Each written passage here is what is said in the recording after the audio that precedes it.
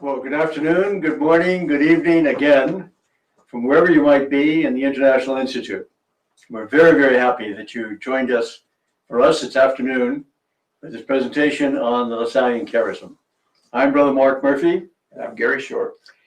We've been working together since 1978. At that time, we were both at St. Mary's College High School in Berkeley. Brother Mark was the principal, and he hired me as a teacher. It's been downhill ever since. And one of the best moves he's ever made. He admits that.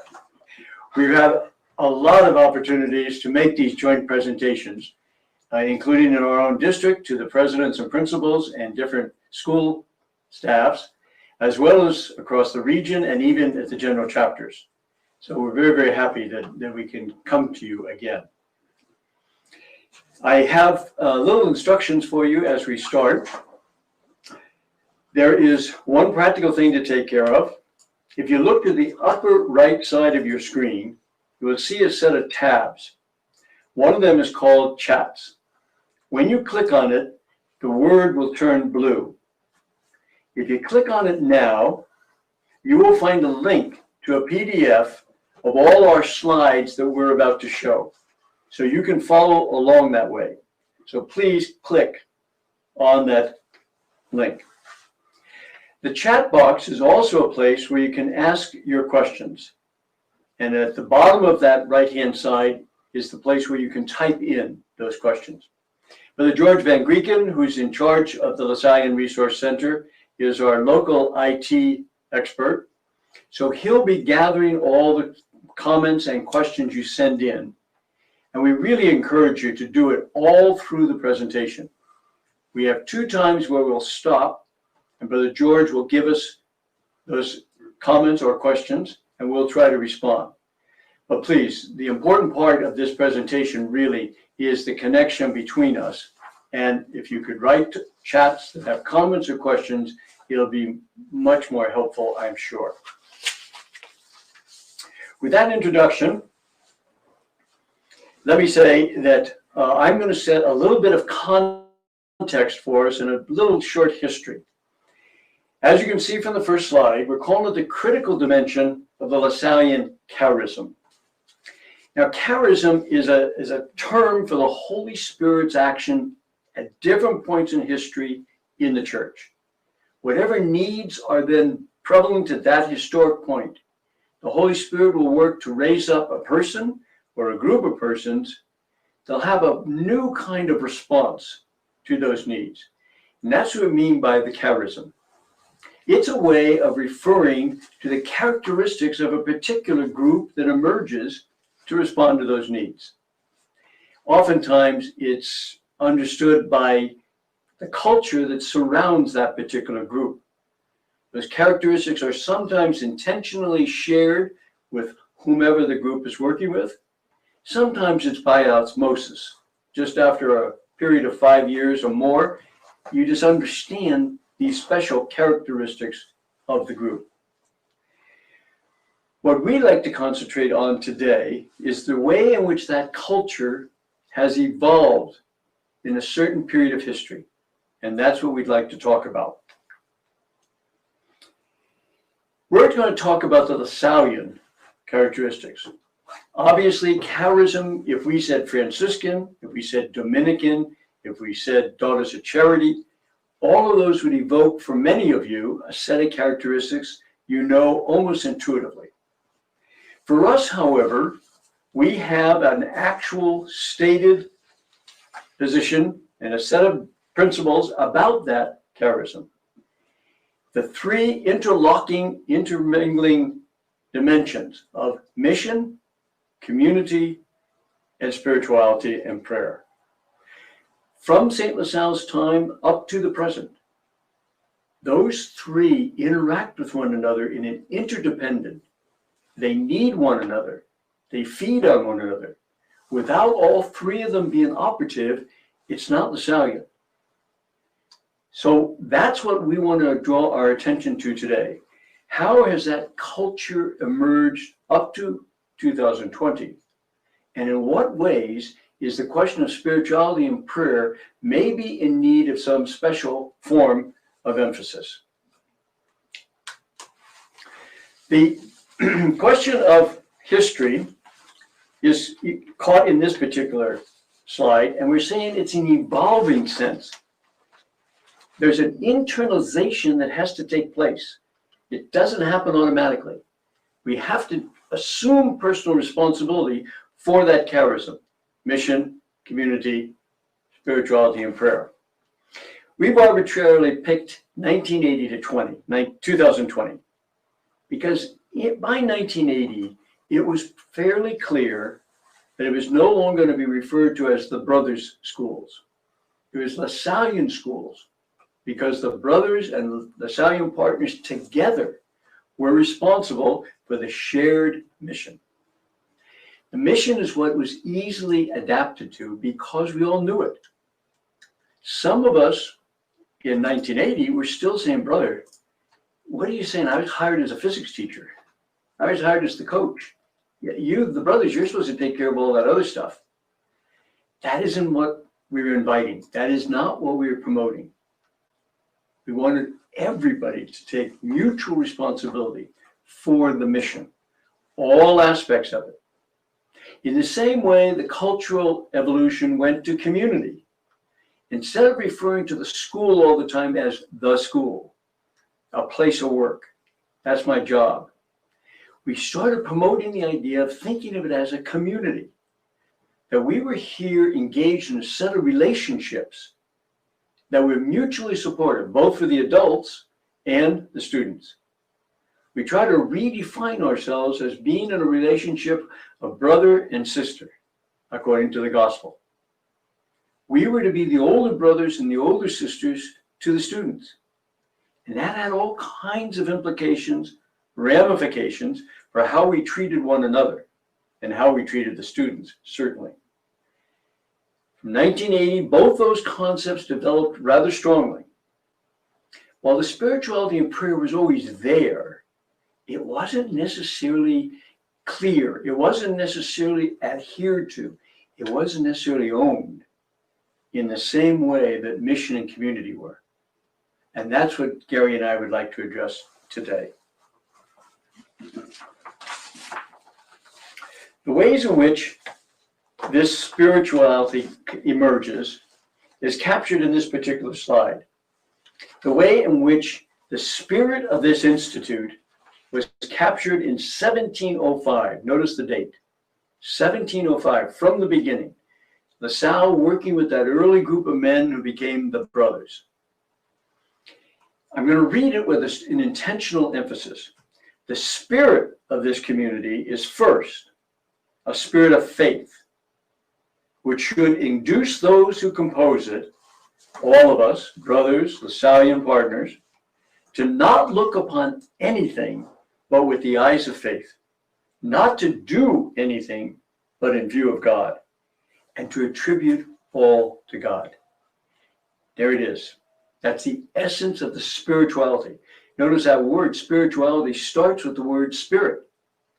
And while we're using it in this religious context, we use it all the time in other contexts. When we talk about charism, we talk about culture, all organizations try to do the same thing with and for their members. If we were Amazon Corporation, there'd be lots of time spent on you understanding the spirit of Amazon as a corporation. And that's what Gery and I are turning our attention to today. The spirituality begins with the spirit of faith. And notice how comprehensive it is. It talks about a way of viewing the world. How do we see the world as God sees it? From that point on, it's all about God became man. The Word was made flesh. Reality is not just what we see and experience with our five senses. For us as Christians, it's about the spirit of faith. We see God wanting to be related to us in a very intimate way. We see that throughout human culture, there's always been a desire to be somehow connected to the divine. And in the Christian tradition, we call that the spirit of faith. So with that introduction about spirituality, I'll turn it over to Gery now and he'll pick up. So I want to offer some more comments in this context before we kind of launch more specifically into this topic. Brother Mark and I are aware that this topic of prayer and spirituality can be uncomfortable, can be maybe even inaccessible to some Lasallian educators. Some laymen and women in our schools, just for a variety of reasons or experience or background, just don't have much comfort with this notion of prayer and spirituality. We believe that prayer must be authentic and meaningful, must touch people's hearts. So in this presentation today, we want to talk about prayer in a little bit of different way.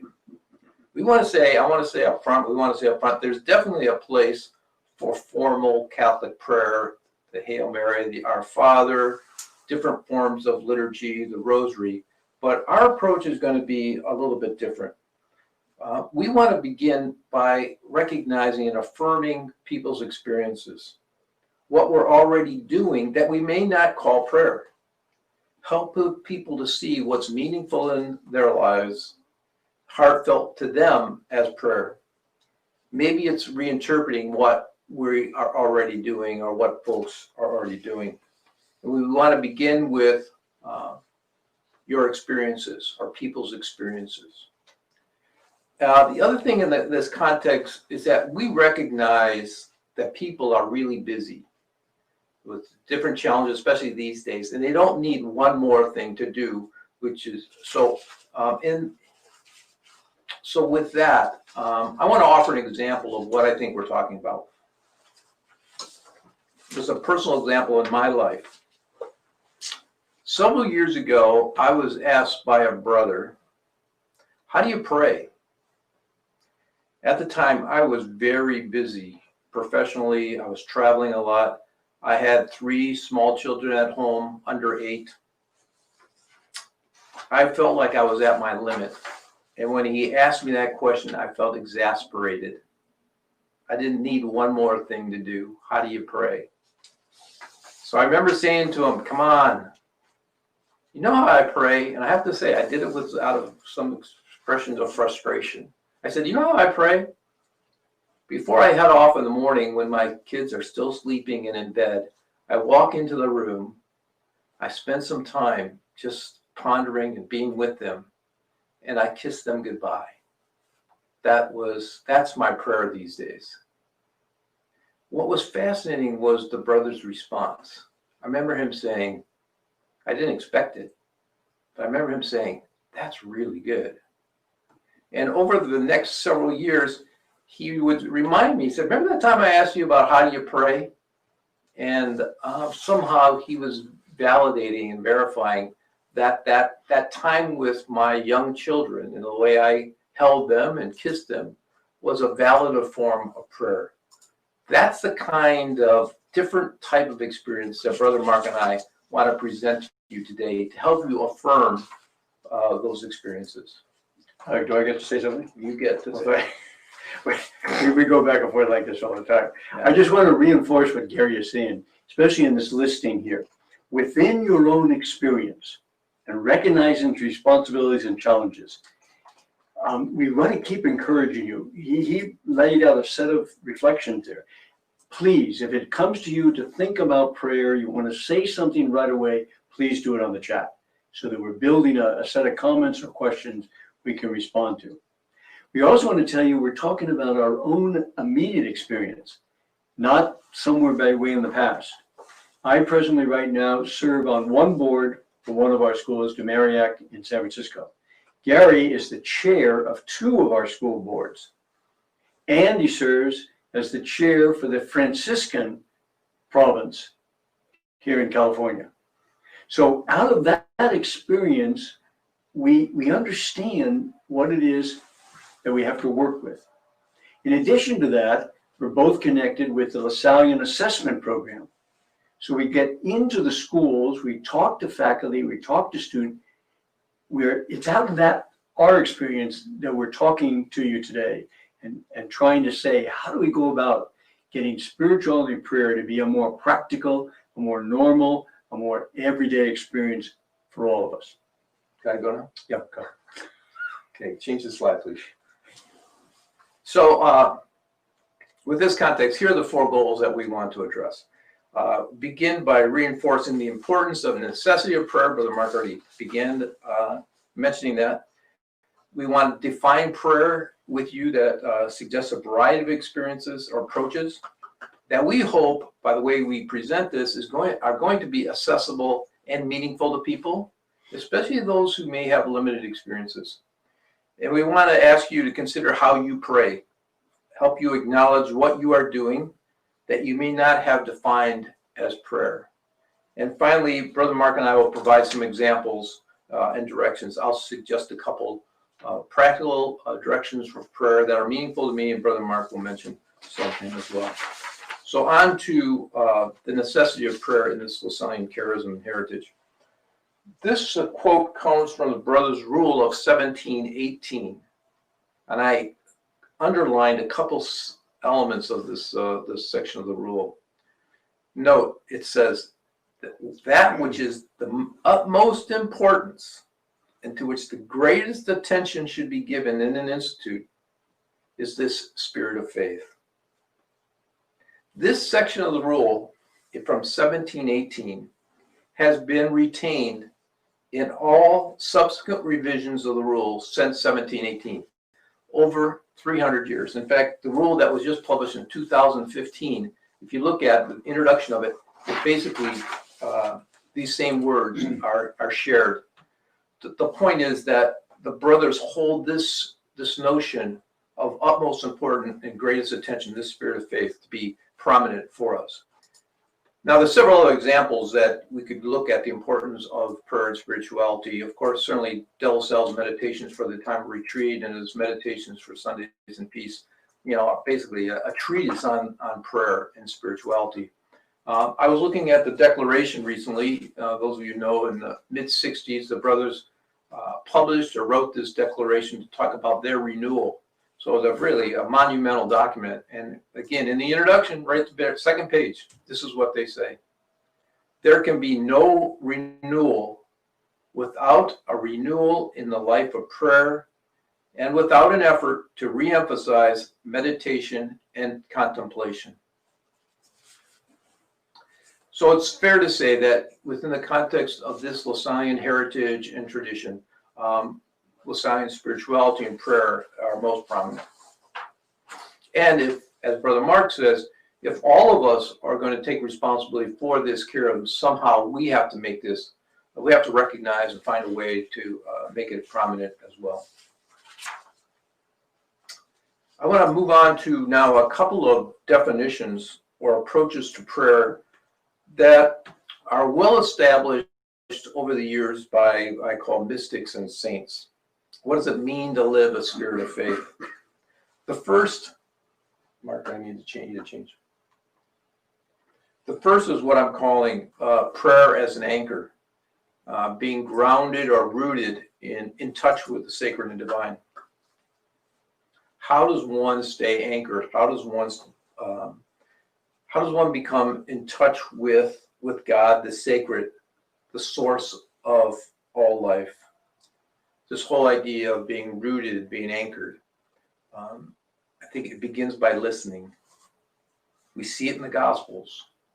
Jesus going to the desert, going away from the busyness of his life with his disciples, finding time alone to pray, to be centered, to be in touch with Abba.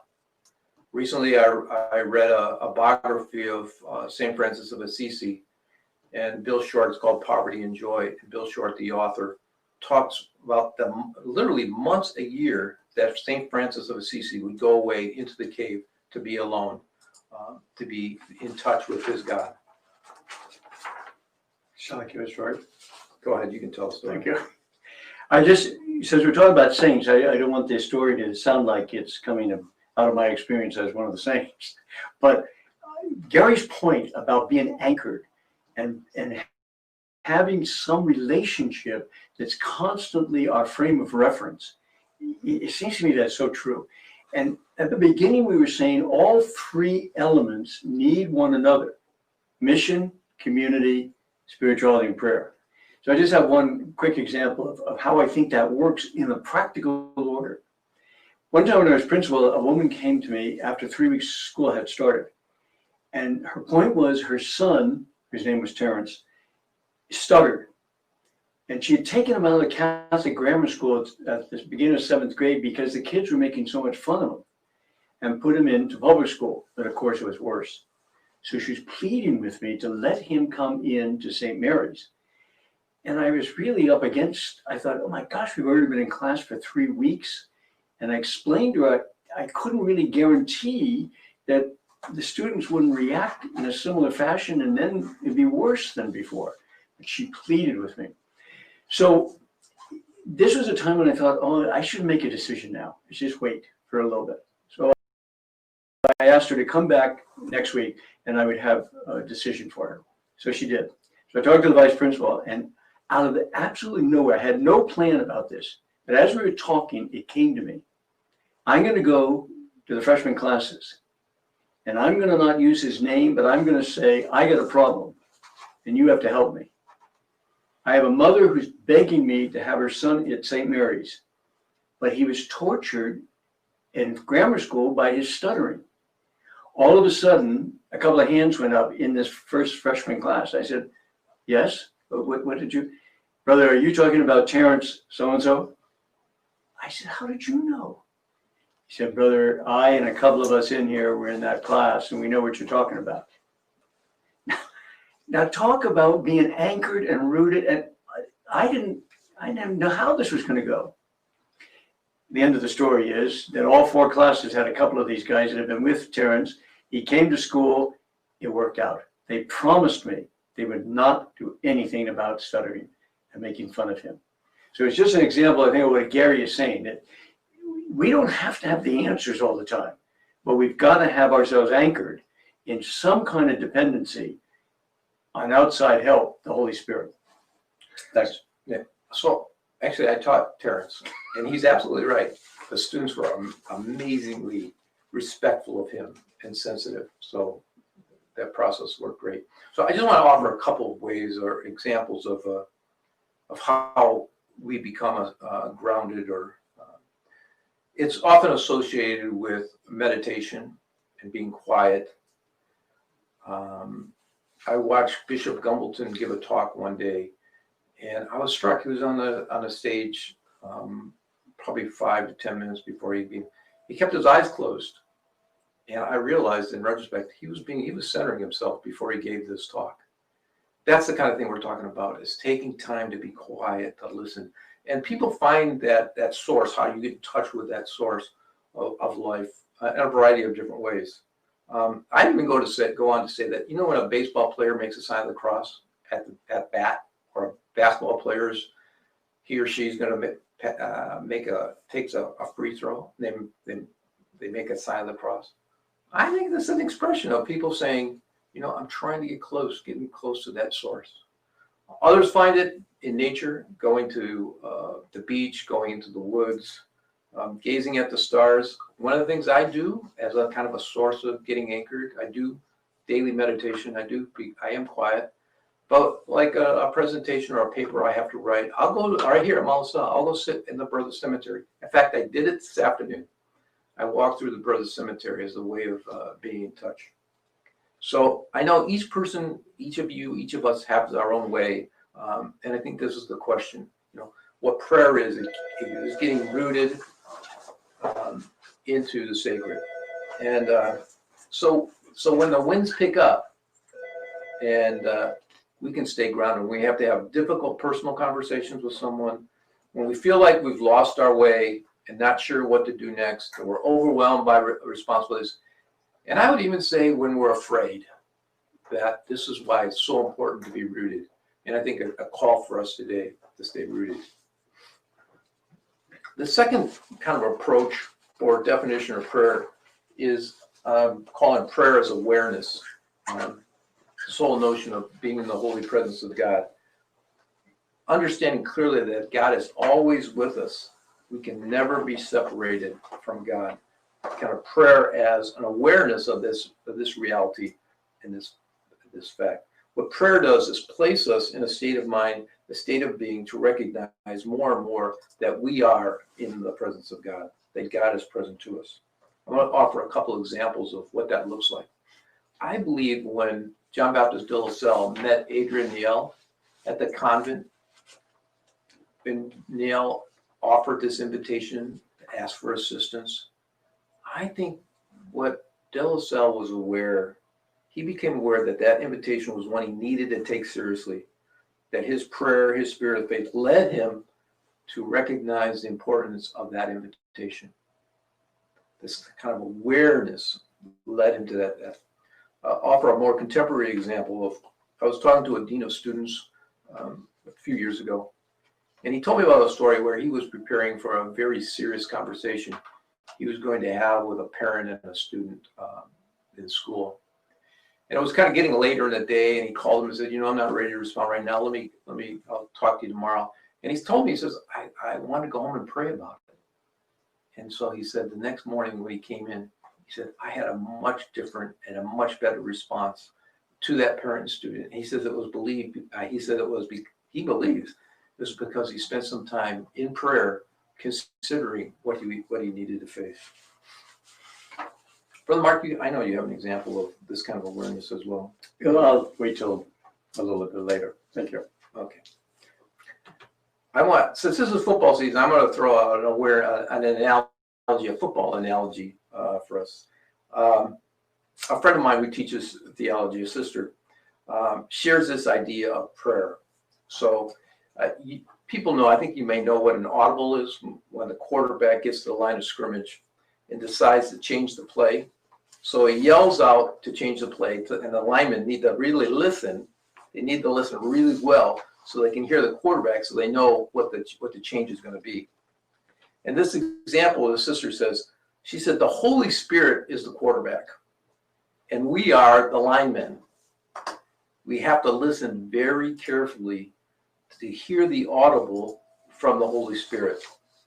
In the midst of the noise of the crowd, in the midst of the defenders making, kind of trying to intimidate us, whatever, in the midst of our busy lives. So what prayer is preparing ourselves so we can hear the audible from the quarterback, from the Holy Spirit, so we know what to do when it's called. So in summary, the definitions or approaches we want to suggest about prayer is that prayer is a way that we anchor ourselves, that we get rooted. And Jesus talks about the vine and the branches being connected to that source of life. We get to that point through a variety of practices. And also we become aware of the presence of God in the world. And we recognize it so we can do what God's will is. I think exemplified by de La Salle responded to Adrian Niel, and my friend, the Dean of Students, understanding how to respond to those young people in front of us.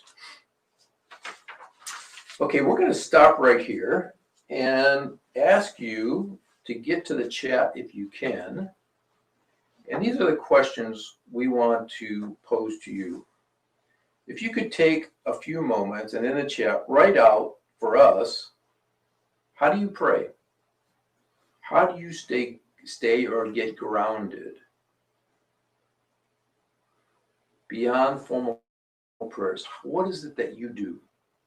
What is it what helps you the most? And perhaps we can learn from one another about different practices that one another of us use.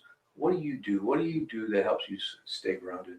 And then if there's time, how have you experienced the power of prayer? Have you had an example where you put yourself in God's hand and asked for, for the presence of God to enter your life so you know how to respond well enough? So let's take a minute or so for you to write this into the chat, and I'll ask Brother George if you want to share with us what you have to say. Yeah, there's a delay, so it'll take a while. It's going to take a minute before they have a minute. Brother Mark, you want to add anything? I spoke a little bit about our recent experiences of the schools and the ways in which both by serving on boards as well as being in the school through the Lasallian assessment program. We're aware that the populations, both among ourselves, the adults, administration, the faculty, the staff, all the support people, as well as the students, we're talking about a range of experience about spirituality, about the presence of God. For some of us, we grew up in traditional families. The traditional practices are still there. And for others of us, they're not. Certainly the general culture is not terribly supportive of spirituality or seeing things as though you were using the eyes of God. Students among us, it's the same. We range from all those different types to include the nuns, N-O-N-E-S. They don't need God. They don't see it, they don't experience a way in which it's necessary for them. And others come out of a different tradition altogether than Christianity. The Hindu tradition, the Buddhist tradition, the Judaic tradition.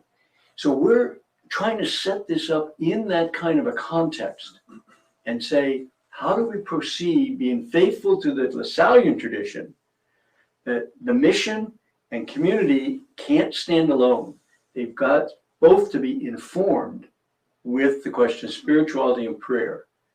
And as Gery mentioned, we're talking about both formal ways in which we have Mass and we have the campus ministry programs and we have retreats for the students. They're terribly incredibly powerful. But all the other ways in which through our actual experience, it's a form of prayer.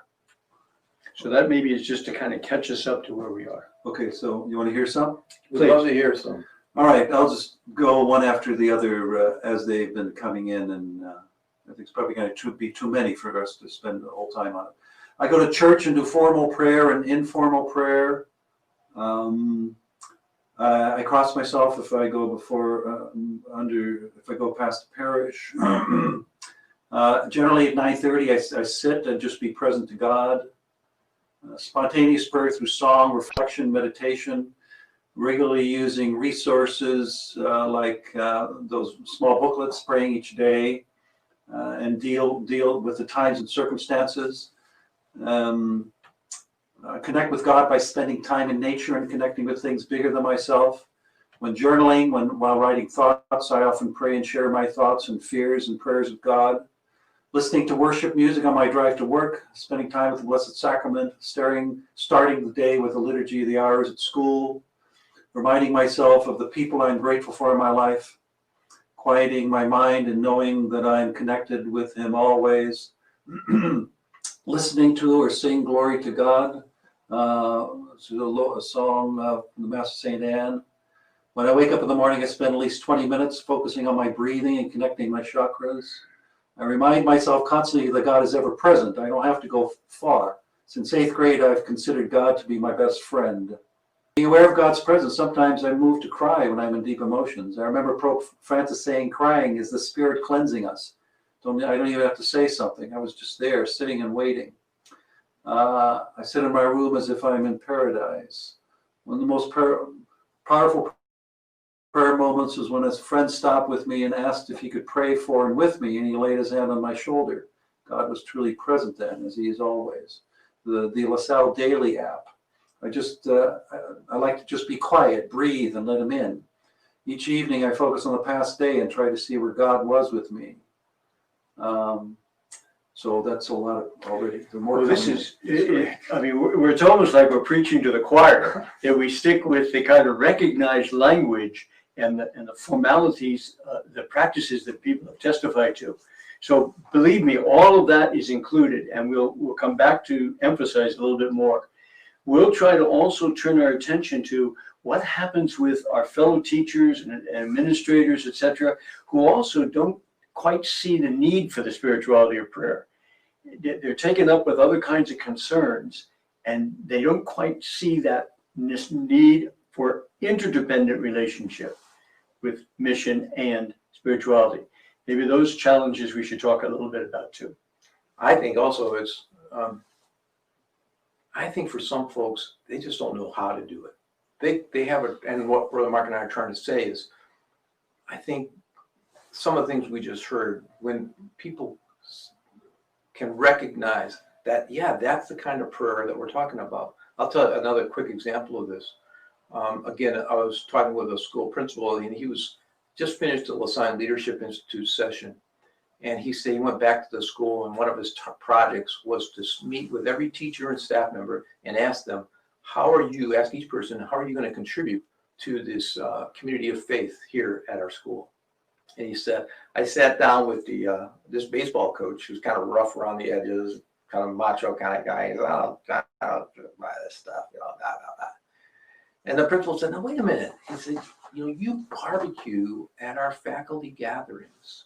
You're consistent for years. You've been the person out there early, getting the barbecue ready and set up. Do you see yourself as making that kind of contribution? Could you see yourself as part of this community of faith? I think that's the kind of thing that we maybe need to be doing, is helping people recognize and affirm what they're already doing, rather than maybe imposing an expectation beyond ourselves that might be inaccessible to folks. So Brother Mark and I want to go talk about 4 practices, practical examples of prayer that we want to offer to you as a kind of a next step here. I'm taken by the simplicity of this message from Meister Eckhart. What he says, Meister Eckhart was a German theologian and mystic from the late 1200s, early 1300s. He was a Dominican. And this is what he said: if the only prayer you ever say in your entire life is thank you, it will be enough. If the only prayer you ever say in your entire life is thank you, it will be enough. I did some further research on gratitude and looked at what other theologians and writers have said. And I read things like, gratitude is one of the highest forms of spirituality. Gratitude might be the ultimate spiritual practice. So we're not going back to the 14th or 13th century to hear this. This is contemporary theologians saying this about gratitude. And if you can pause for a moment to recognize what you are grateful for, what we are grateful for, as a form of prayer, practice of prayer.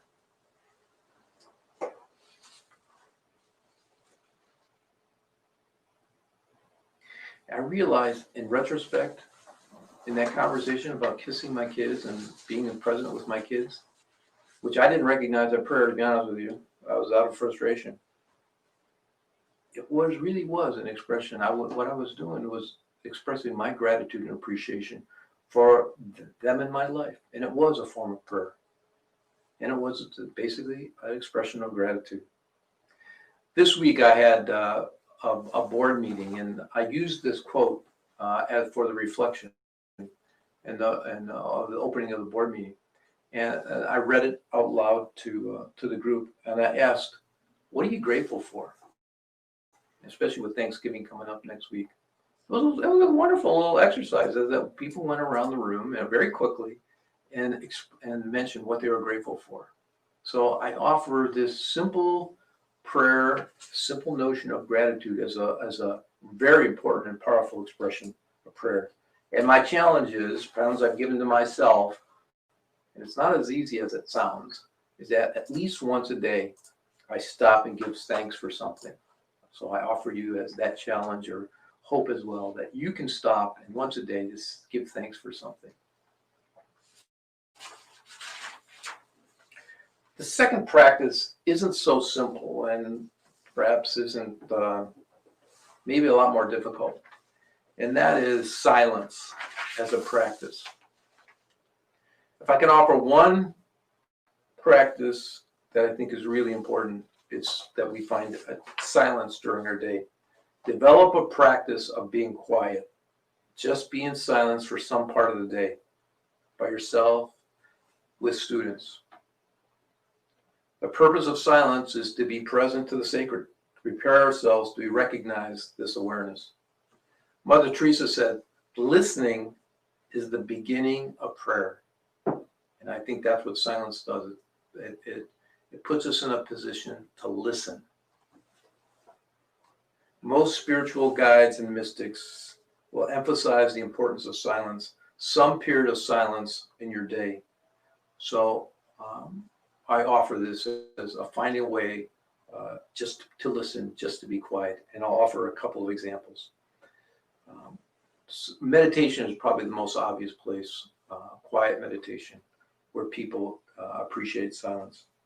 But sitting quietly at home, going into the school chapel for a few minutes during the day, walking. I walked the Camino a couple of years ago, and for 34 days, about 6 hours a day. It seems like at least 2 hours, 3 hours a day, I was quiet, I was silent. So walking as a form of being in touch and being quiet. Some people find running, and I would just say, sure, running's great, but make sure you take your earbuds out so you're not listening to the news, that you really are running in silence. Another way of being silent in the midst of your busyness is for those who drive to work in the car, is turn the radio off.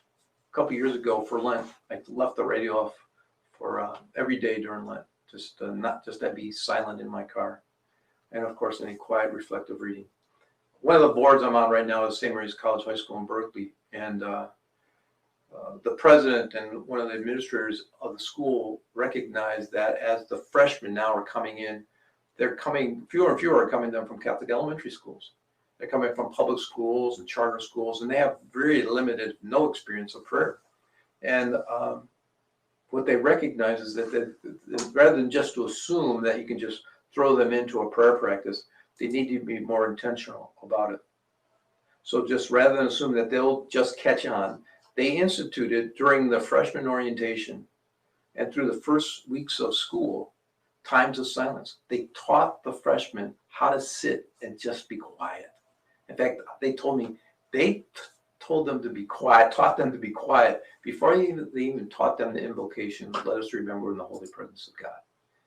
So perhaps that's something that young people need today more than anything, is just the opportunity and the gift of silence to be in touch. So can we find silence? Now, a friend of mine taught me this, that the goal is 1 hour a day, 1 day a month, 1 week a year. Say, how can I find 1 hour a day? Well, turn your car radio off. If you have a half-hour commute, you don't listen to the radio. There's an hour right there. But if you, I would even recommend say half of that. Find a half hour a day, a half a day a month, half a week a year, to dedicate yourself to this practice of silence. Okay, Brother Mark? I want to call your attention for a moment to what we're doing here with these examples. Some of the examples are about what we do for the students. And some of the examples, like Gery's last set, are about what we do for ourselves. I think that's very, very important, because sometimes we just keep thinking about what should I be doing for the students, and that's how we interpret the mission.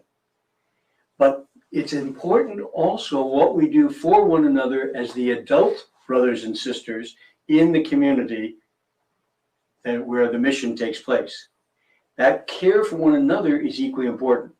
I was very taken this morning with Dr. Hammond's priorities and the way in which she concentrated toward the end there about the emotional and social well-being of the students in the context in which we're living. Anything we do along the lines of silence for ourselves and for students is clearly going to contribute to that emotional and social well-being. One example I give you is when I was teaching full-time, and this happened at St. Mary's also, we had the sophomores had 3 different courses in religion in the course of the year. One of them was meditation. And the beginnings of all that were athletes and professional people who were using meditation to address some of their anxiety and their concerns. So that was our entrance to the presentation to the students in religion class sophomore year. And when the kids saw the statistics about how professional athletes were improving their performance because of meditation, well, they got all excited about it. We progressively moved into, what does meditation mean in the context of a relationship to the divine? And all of a sudden, they already were used to the practice, so they began to explore it a little bit more easily. I have 2 points here. One is language. As I said in my opening comments, with the experience of the incarnation, there is nothing different really between the sacred and the secular. We distinguish often by language. So we'd say, well, meditation for professional improvement, that doesn't have anything to do with religion. But yes, it does. Because it's getting us ready. It's getting us an experience of being in touch with the divine. That's part of the progression. Probably the most dramatic example for me, I was a teacher of the sophomore religion class when we had accreditation. And there were 2 public school people on the accreditation team. One was a principal. He stayed for almost the entire class, which was unusual. Usually they'd only stay, 10, 15 minutes and then go to the next one. He came to me at lunchtime and he said, brother, you don't know how jealous I am. If only we could do in public school what you're able to do here. When I saw those sophomores clearly engaged in the meditation for 20 minutes, he said, I can't believe it. And with the good you're doing them, in addition to the religious dimension of it, just on the social emotional, is incredible. So I think that Gery and I, that's our point, that don't let the language confuse us. The eyes of faith, the spirit of faith is everything you do, everything you see, everything is done with the eyes of God, in the presence of God, and attribute all to God. I'd like to take us now into our traditional practice that we have as part of the Lasallian spirituality and see if we can look at it in the context of the way we've been talking. Gery's talked about awareness and silence, and he made reference. Our traditional practice right from the very beginning was, let us remember we're in the holy presence of God. All the schools still do it. Classes start with it. Meetings start with it. Oftentimes over the intercom, the day starts with it. The challenge is whether or not it's become so well known and so used that all of a sudden we're not paying much attention to it. It's become trite. It goes right over our heads. We're thinking about 20 other things when somebody says that. And it's further complicated by the fact that we just rush right into the next thing. We say, let us remember that we're in the holy presence of God. Today's prayer is, and there's no break. To remember something requires silence. It requires awareness. We need to reinstate that practice so that young people begin to get an experience. That invocation is not to get order in class. It's not to just start things off with a prayer so that that's not the point. The point is it should have its own integrity as an experience. So I'd like to invite you now with us for an experience of that. I'm going to give the invocation, and then there'll be a full minute of absolute silence. During that time, I ask you, let go. Give yourself over to the silence. Stop thinking about what you have to do next. Stop worrying. As much as the concerns are real, let it go. Give yourself over to what we just said. Let us remember we're in the holy presence of God. And let it happen for a minute. If all of a sudden your mind starts to wander, use the quote that is here. Be still and know that I am God. From the Psalm 46. Be still, be silent, let go. You don't need to be in control. And know that I am God. So I invite you now, we're going to do that. If it's helpful, and I certainly encourage it, please close your eyes when we say it. But remember, it's going to be a minute of silence.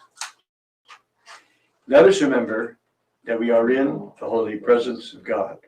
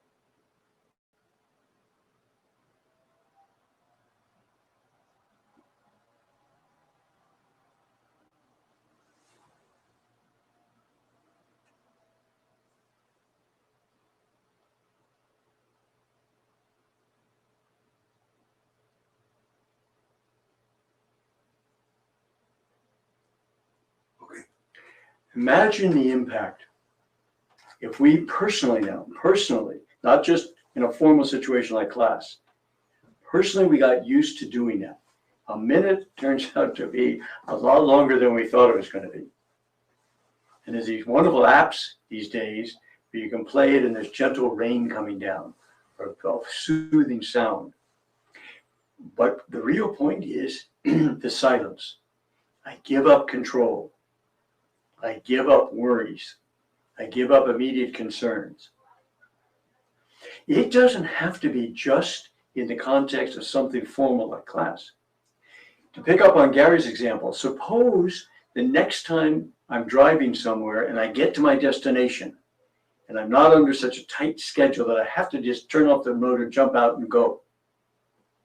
I turn off the motor and I sit there for 1 minute and I say to myself, let us remember we're in the holy presence of God. And then I get out and I go about it. All the early comments that Gery made about being anchored, about awareness, about silence, that tradition is one of our most powerful. It's the real heart of our spirituality. Everything comes together. Mission, community.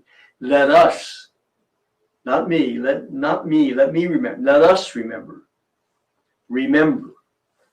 Bring back an awareness of gratitude, of God, my need for God to help me. I can't solve this problem. I don't know what I'm going to do. Let us remember we're in the holy presence of God. Alcoholics Anonymous has this down pat. The 12 steps are all about whatever language you want to use, there's a higher power than us. And to get anything done, you can't just count on yourself. That's not just for alcoholics or people who have other forms of obvious addictions. It's for all of us that get too addicted to being in control. And that can be a real occupational hazard for educators. We get used to being in control, being organized, taking on projects, measuring goals, etc. Well, there's a place for that. I'm talking about the bigger picture. So again, we're back to language. What is it that we can do during the day that will bring back the spirit of faith? It will help me see everything that's happening through the eyes of faith. That's our real question. This was one example. Let me show you another one. Brother George, who's with us, was the editor of this wonderful book, Let Us Remember. Those of you who have not seen it, I just strongly urge you to get a hold of it. It's an incredible example of exactly what Gery and I are trying to urge and encourage, etc. Brother George sent out wide surveys saying, would you write 1 or 2 pages of where you had an experience of the presence of God? People wrote back about the mission, about their relationships in the school and adult relationships to one another in the school as their way of experiencing the presence of God. James Joyce, for all his putting aside his religious tradition, kept the language. In his short stories and in his novels, his characters have what he calls epiphanies. There's a sudden awareness. They understand something that's escaped them. This book is all about epiphanies, written by Lasallian educators, and how that happens. The stories range from humorous to really touching. A couple of them that I pointed out and wanted to review. There's one in here, the title is, You People Aren't Like Anybody Else I Know. It's a story of a teacher in terms of at Philadelphia at the De La Salle Vocational School. They just weren't getting anywhere with this one individual student. And they kept back and forth. Maybe we have to dismiss him. Maybe we have to just give up. And they kept trying and trying and trying. Slowly he came around and he actually passed all the courses. At graduation, he came up to them and that's what he said. you people aren't like anybody else I know. And they said, well, what do you mean, Jim? He said, you never gave up on me. I always realized you were trying to get me to be successful. This book is filled with those stories, and that's what Gery and I are talking about. How do we read our everyday common experience as being faith-filled? It's the spirituality that drives the mission. It's the spirituality that forms the community. It's the spirit of faith which deals with everything. So at this point, we'd like now to take a break. Before we finish anything further, we'd like to invite Brother George to give us some more, especially if you have questions that were challenges for you, and you'd like us to give our opinion about how does this question of spirituality interact with your actual everyday experience. So, Brother George, are there questions like that people have already written, or we'll certainly give you time now? Please start writing. Yeah, remember, there's a 25-second delay, so it'll be right before they can give them in. There was a question early on. It had to do with sharing things that were close to us, like you're talking about how you pray. The question is, what if what we're going through in our experiences is too personal to share with students, like illness or loss or heartbreak? How does that relate to what you're talking about? I think clearly we know that there are some experiences that we should not share with students. Although the reflection from the Lasallian tradition is very important, in that something that was done during class regularly, where the teacher offered a reflection. So we know that there's a line that you can't cross. We'll talk about your personal experience. I'll just say that now. But perhaps there's another way of sharing it that can be more helpful and authentic for students. And I remember distinctly, Gery and I both happened to be there with the students from Justin Siena, Napa. And they had participated in the Lasallian Youth Assembly of 2 years ago. So my goddaughter is Gery's and Roseanne's daughter, Megan, and she's a teacher and a staff person at Justin Siena. So she asked the two of us if we'd meet with the students who had gone from Justin Siena to that assembly at St. Mary's College, and then somehow involve them in the faculty meeting at the beginning of the year. Now, this was 2 years ago, so everything was in person. So we said yes. The message the students had for the faculty was, what was so powerful for us about the experience at St. Mary's College, the adults there made themselves vulnerable. And they explained to us some of the difficulties they have that we could relate to. So while observing Gery's caution about prudence, obviously, being vulnerable and helping students articulate their own vulnerability is not a bad idea at all. We don't have to always have all the answers. We don't have to always be perfect. And in this present context of racial injustice and the ways in which students are suffering so much from the pandemic, as adults, we're experiencing the same.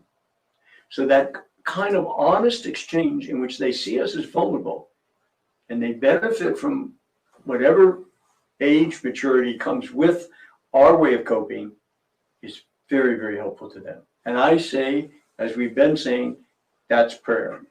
That's spirituality. So wherever we are in terms of our own spiritual lives, and there's a wide spectrum of people here, how do we find out if we're at the place where we should be? And how can we move ahead? My first response is there is no place where you should be. You are where you are in your faith journey. I understand fully because of my years of experience in the schools, as a teacher, as an administrator, etc. Some of us go through a period of time in which we're very angry with God for good reason. And that's our place. That's our faith journey. Some of us have given up a lot of practices we used to have because we don't see the need for them. That's where we are in our faith journey. Some people are openly antagonistic. But as we explain in the hiring process, if you're willing to be at least supportive of the culture, the statement of the charism, we will work with you. Let me give two kinds of examples out of my experience. I spent 17 years in East Asia, Southeast Asia, India, Pakistan, Sri Lanka, Thailand, Burma, Myanmar. In all those places, of course, Christianity is at best 2%, except for the Philippines, 2% of the population. When they would request me to do some kind of workshops like this about prayer and spirituality, I cannot tell you how many times I would hear afterwards a person would come up to me and say, "Brother, I'm a better Hindu because I'm Lasallian. I'm a better Buddhist because I'm Lasallian." There's something about the Lasallian charism that goes beyond cultures, goes beyond geography. And Vatican II testified to this. One of the really not too well-known documents, but very important, is called Nostra Aetate, In Our Time. And it's the document where the church came to reconcile the bad history we had had with the people of Judaism.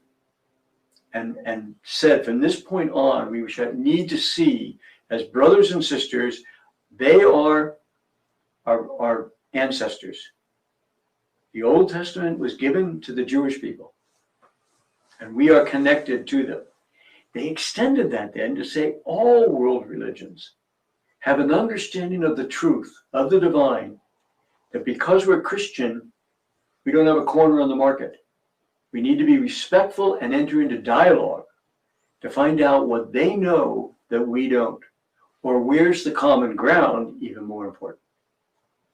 So when we ask about our faith journey, it seems to me the first thing is to say we are where we are.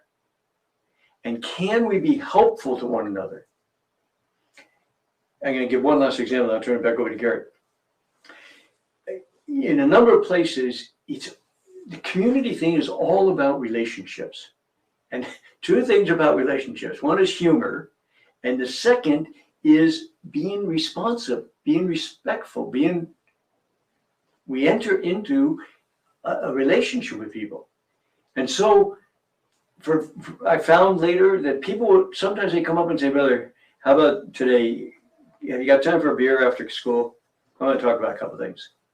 I say, "Sure." I go, when I was at St. Mary's High, we were in the midst of mixing the populations, African American, Caucasian, Hispanic, Asian. We had a very powerful teacher there, an African American teacher, Bobby Barrett, had been there 20 years before I got there. And he was really an incredible musician. Everybody in the school respected him. And I'd go to Bobby and I'd say, "Bobby, we need to go out and have a beer. I don't know what to do sometimes in terms of trying to get across the racial questions." "Okay, brother, meet me tonight. We'll go to a jazz club." I'm not making this up. This is what he'd tell me. He'd give me his flask and he'd say, "You fill it with brandy.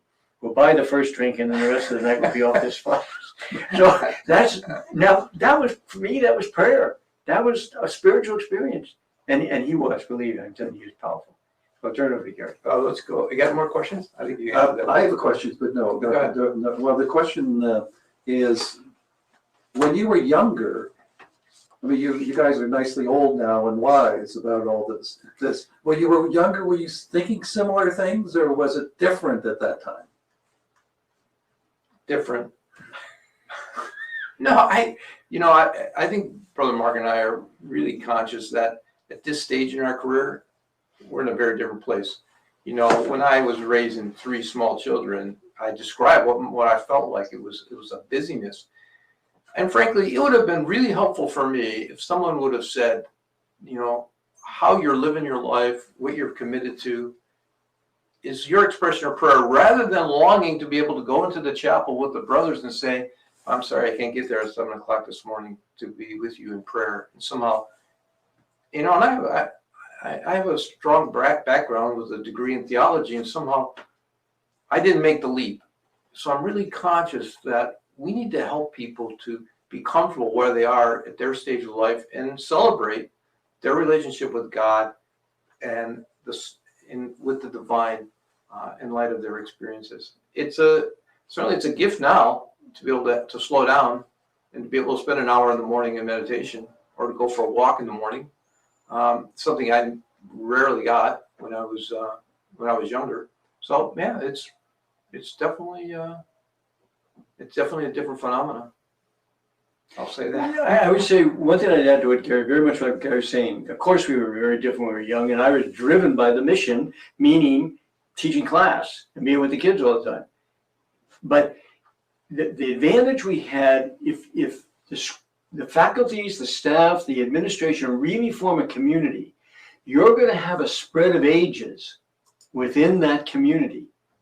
And then we can do for one another what happens to us as the brothers. Most of us live in communities where there's a huge spread of age. When I was 28, 20, 30, I was living with 60-year-olds and 65-year-olds. The community of the school can do that if we form the right relationships with one another and we're sensitive. We can be very helpful to one another in terms of this area. I want to just say, for another question, a couple of years ago, I gave a talk at the youth there, and I talked about prayer and spirituality as being the critical question for today. I would say for the next decade, as we've addressed certain questions over the last several decades around shared mission, what Lasallian education means, what the expression Lasallian means, etc. And what I recognize is this question about spirituality and prayer is really, I see it as the question for this coming decade. And Brother Mark and I feel like we've scratched the surface on this. And what I want to say is that I want to pass the baton to people here, to others, to take this to the next level, especially with younger folks, younger teachers. What do they need? What do they need to embrace it so that maybe in 10 years from now, we can look back and say, you know what? We've addressed this question of prayer and spirituality in the same way we've addressed this question of what it means to be Lasallian.